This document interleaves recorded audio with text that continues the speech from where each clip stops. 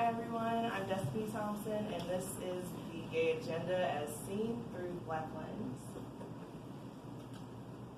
So I want to start off with the question, who are you? I want you to think about it. Who are you is a loaded question because it can be answered in a variety of ways. If I were to be asked, who am I would probably start off with the superficial details of myself, like my name, Destiny, my hometown, Cleveland, Ohio, my age, 21, or my race, Black. I could dive into my likes, crime shows, chocolate-covered pretzels, and memes, or my dislikes, country music, mushrooms, and slow walkers. I could talk about my fears, centipedes, and heights, or my political views, which is a scary topic to bring up in and of itself. These winding paths that answer the question of who are you weave into the roads of what we consider our identity. This journey to the topic was a year in the making. My first encounter with queer theory and the topic of identity comes from reading Trumpet by Jackie Kay, which is what I read in Literature and Human Rights with Dr. Price. And Trumpet centers around the life of famous jazz musician Joss Moody and the revelation that he was born a woman, Josephine Moore. And although his wife, Millie, knows the truth of his biological gender, the truth was not observed to the public until after his death, and that includes to his son.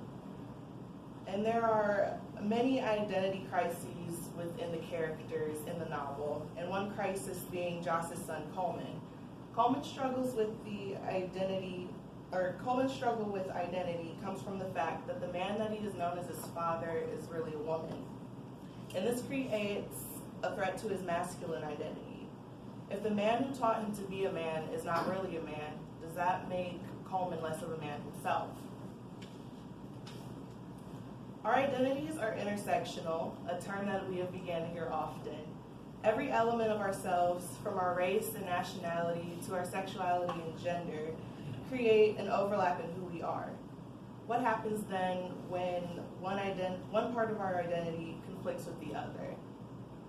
In many cases, like the concept of being Black and queer, an individual must deny themselves of one part to appease the other. While I myself am not a member of the LGBTQ+ community, I have many close friends who are, and time and again they express the crossroads they face for being Black and queer. Some of the Black community shuns queerness, while some of the LGBTQ+ community shuns Blackness. And this has often led to a forced choice. Do they deny part of themselves for another part who may not fully accept them, or do they give up and avoid taking part in their full identity altogether? Like us, Joss's own identity is multifaceted. He is a man by society's perception. He is Black, although his race is not the focal point in the novel, and he is queer. This division of Joss is what W.E.B. Du Bois so famously called double consciousness, heightened to a more complex concept of triple consciousness. Double consciousness relates to the idea that one must choose Blackness or Americanness, and it's hard to identify as both, or impossible to identify as both, given that Americanness equals whiteness.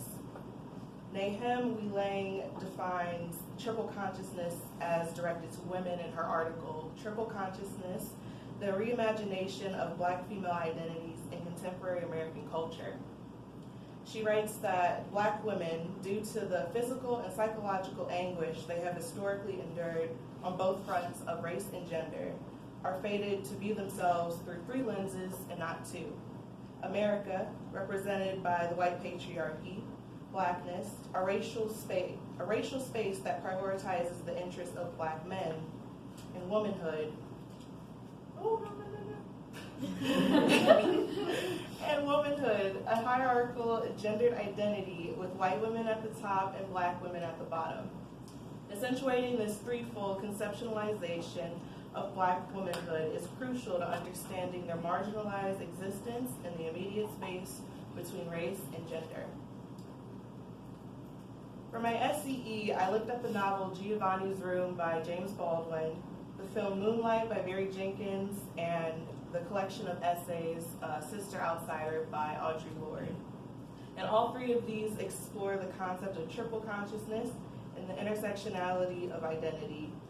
But tonight I'll only be talking about Moonlight and Sister Outsider for two reasons. One is for time purposes, and two, because both Jenkins and Lord look at triple consciousness in terms of gender, blackness, and sexuality. And in Giovanni's room, Baldwin doesn't introduce race as an element of identity, but he introduces nationality. So for everyone who didn't watch Moonlight, there's some spoilers, I'm sorry.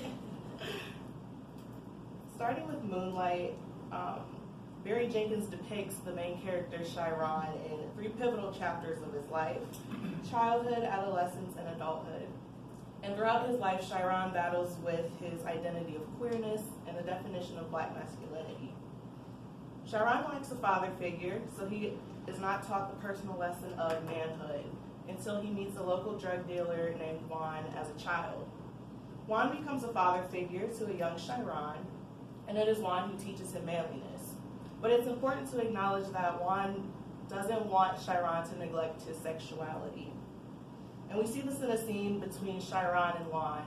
And in this dialect, Chiron asks, "What is a faggot?" To which Juan responds, "It's a word that makes gay people feel bad." Chiron then asks, "Am I a faggot?" To which Juan responds, "It's okay to be gay, but you don't let anybody call you that word."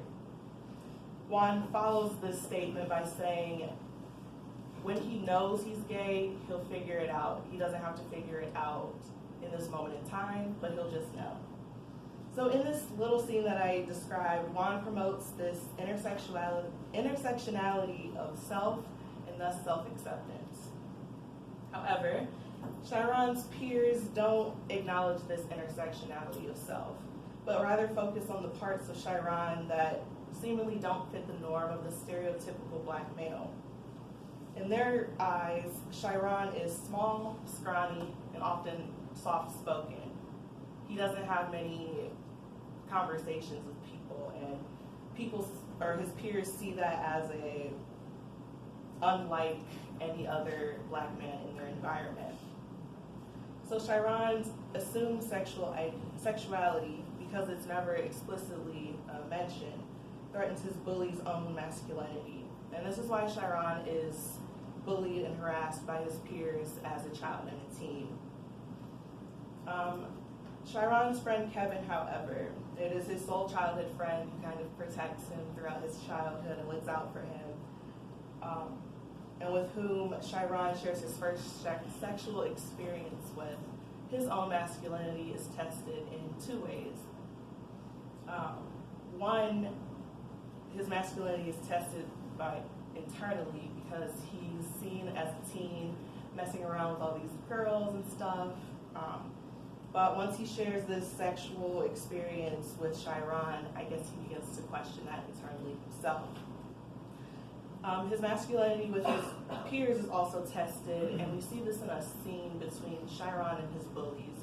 His bullies circle Chiron, they begin to beat him up, and Kevin, as a bystander, is come with this dilemma: does he protect his friend and risk being called gay himself, or does he join in on the fight and win the respect of his peers, thus gaining this perception of masculinity?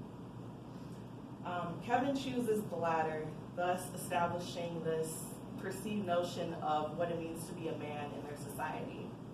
Because in Chiron's and all these young men's society, to be a black man means to have a hard exterior.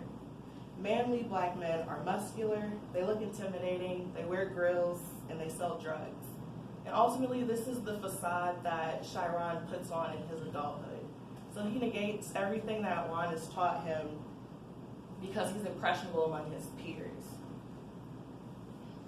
He denies part of himself, Chiron, his sexuality, to over-elevate his learned perception of masculinity. And this exterior serves as a mask to cover up any assumption of his sexuality or masculinity, both to himself and to people around him. However, this wall of masculinity seems to soften, even drop by the end of the film. And we see this in an interaction between Kevin and Chiron later in adulthood when they reunite. This final embrace, as depicted here, shows vulnerability, which is missing from masculinity, black masculinity at that, and is also the beginning stages of Chiron's acceptance of his self. In this scene, we see that Chiron vocalizes that Kevin is the only man he's been with, so he's starting to solidify who he is as a person by the end of the film. There are parallels between Moonlight and Audre Lorde's Sister Outsider, and in this collection of essays and speeches, Lorde challenges the identity of blackness, queerness, womanhood, and parenthood. And we see this acknowledgement of all parts of her identity in her speech, or her essay, Man-Child, which addresses the journey of raising her son, Jonathan. Similar to Chiron, who is raised by a single mother, Lorde too is a single mother. But while Chiron finds a father figure in Juan, Lorde must take on the role of the mother and the father figure. Lorde accepts every layer of her identity, her blackness, her queerness, and her womanhood, to teach her son about his own masculinity, sexuality, and blackness, something that Chiron's own mother can't do or refuses to do based on ignorance and the fact that she's an absent parent herself, given that she's a drug addict. But Lorde is self-aware of her identity, and her knowledge of her identity serves as a model for her son in establishing his identity. And Lorde writes in Man-Child that the sons of lesbians have to make their own definitions of self as men. This is both power and vulnerability. The sons of lesbians have the advantage of our blueprints for survival, but they must take what we know now and transpose it into their own maleness. And this idea of survival also translates to Jonathan's blackness as well. Like we see with Chiron, black children, according to Lorde, are raised to be warriors. This warrior complex thus serves as a perceived idea, particularly in black men, of what masculinity should be, and thus creating the never-ending cycle of toxic masculinity. You have to have this hard shell. You can't show emotions. You can't cry. You can't show fear. And Lorde writes about this as well, that it is an important step for a boy to come to grips with his identity, whose societal destruction begins when he is forced to believe that he can only be strong if he doesn't feel or if he wins. So Lorde challenges her son to counter this perceived notion of what a man should be and to live out his truth of identity unapologetically. So as I stated before, our identities are intersectional. Each aspect of what makes us are interconnected. And although we are multifaceted, our perception of identity can be one-dimensional. We are under the impression that we must adhere to a singular identity and act accordingly.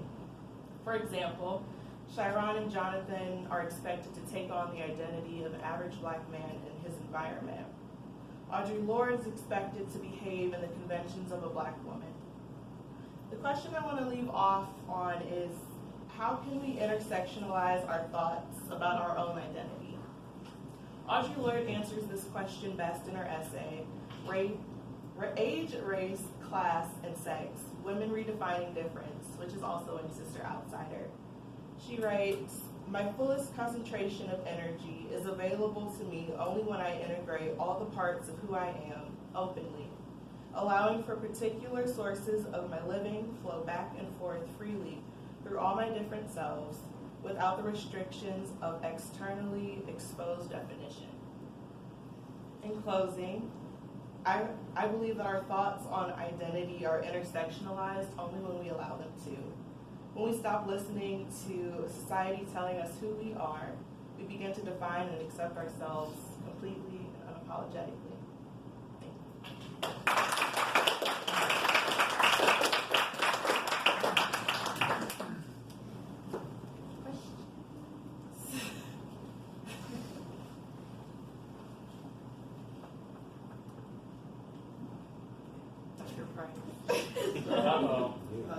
Do you think there's anything like particularly Scottish about the way that Jackie Kay is working through those issues. You talk a lot about context and intersectionalities.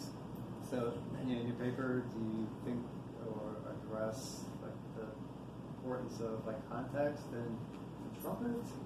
Would it be the same novel, do you think, if it were set in the United States?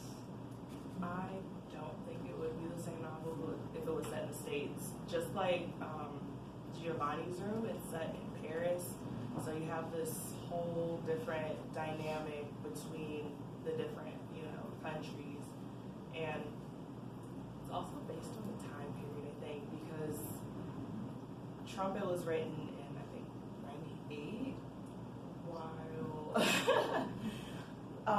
Giovanni's Room was written in the 50s, so, or it was based in the 50s and written somewhere around.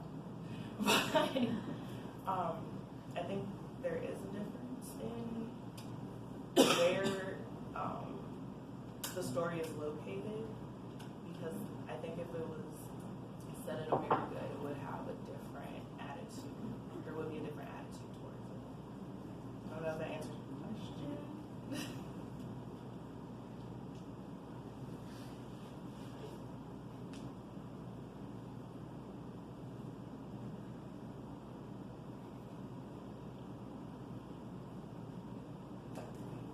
You, so I mean, you thought about some of these issues you mentioned in Dr. Price's class, and I'm wondering, and I'm sure various different other things that you've read in other courses too that's come up. I'm wondering in the course of doing this project, what was most, I don't know, new to you, or what were your sort of aha moments when you were looking through here, things that you didn't necessarily always think about or notice or think before you started doing this project?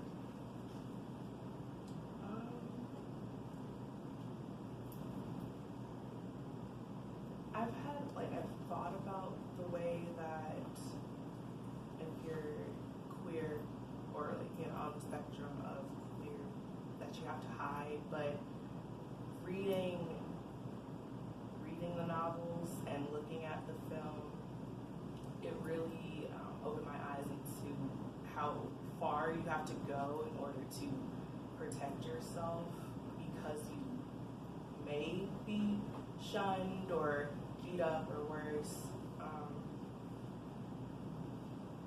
So I guess that's kind of like an eye-opener.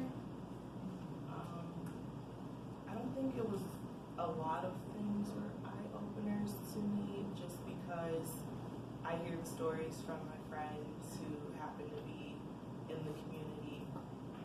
So I think it was just added research by reading.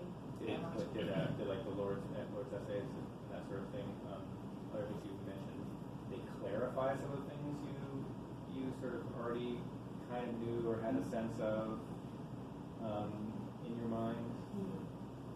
Yeah. I know Lord wrote Sister Outsider in 1984, but and that's like the height of the AIDS epidemic, but it does clarify like her living in that era, and also compared to Moonlight, which was published or written in 2016.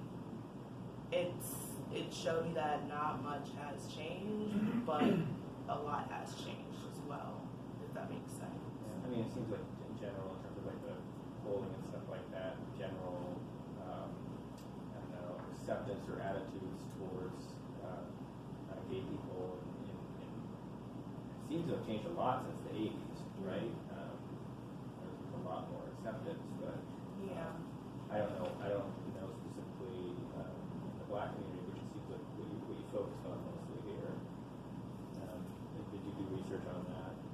Yeah, there's acceptance within the Black community about LGBTQ, but based on where you come from, your family, they may kind of write you off as being gay, say it's like just a phase, or if you're really coming to them saying, I'm this, you'll get kicked out, or you'll just be excommunicated from the family, and you're kind of like a past memory.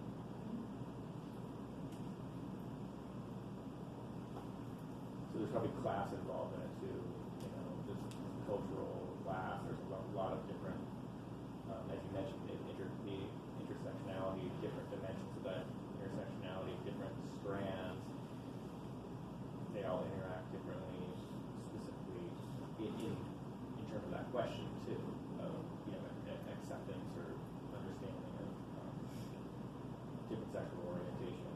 Yeah, in terms of the intersectionality, you're kind of left with I talked about it, but you're kind of left with this choice, like,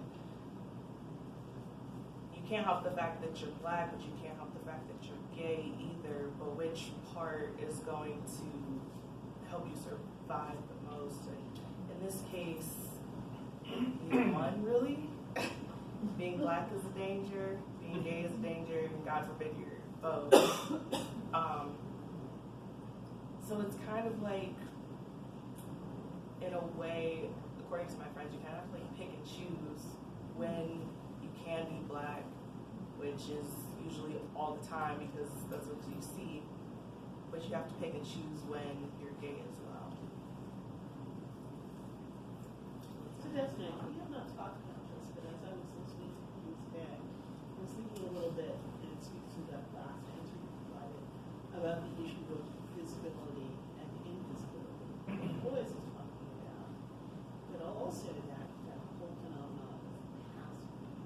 And you can think about it in the black community with people who put hats as white and chose or did not choose to do so, Du Bois himself, but also that way in which it can be relatively easy to pass as heterosexual and heteronormative society.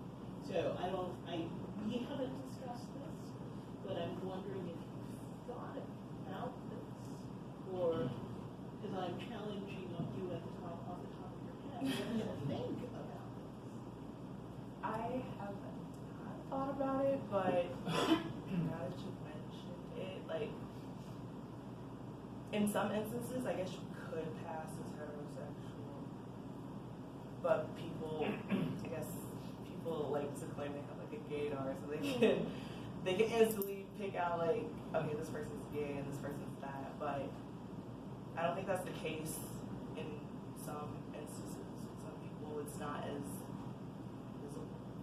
Well, and thinking about your discussion of Shayla, who is perceived as gay in the absence of any real knowledge, because he physically doesn't meet the expectations of black men. So it's kind of interesting that he's being challenged on something that isn't really visible. Yeah, that no one knows anything. And yet it's kind of visible because of our perceptions and our assumptions about what we perceive. And you had said something about that when you were talking about the Lord and societal destruction and one-dimensional perceptions of intersectional complex ideas. It's just a comment. Okay. I'm like, I don't know if there's a question. No, I mean, I think it's embedded in the work, whether you thought about it consciously or not. Yeah, not consciously. In that section where you're talking about Audrey Lorde, I think it's there. I guess subconsciously I thought about it, but consciously I'm like, just trying to get something. All right. Anybody else? Great. Thanks so much.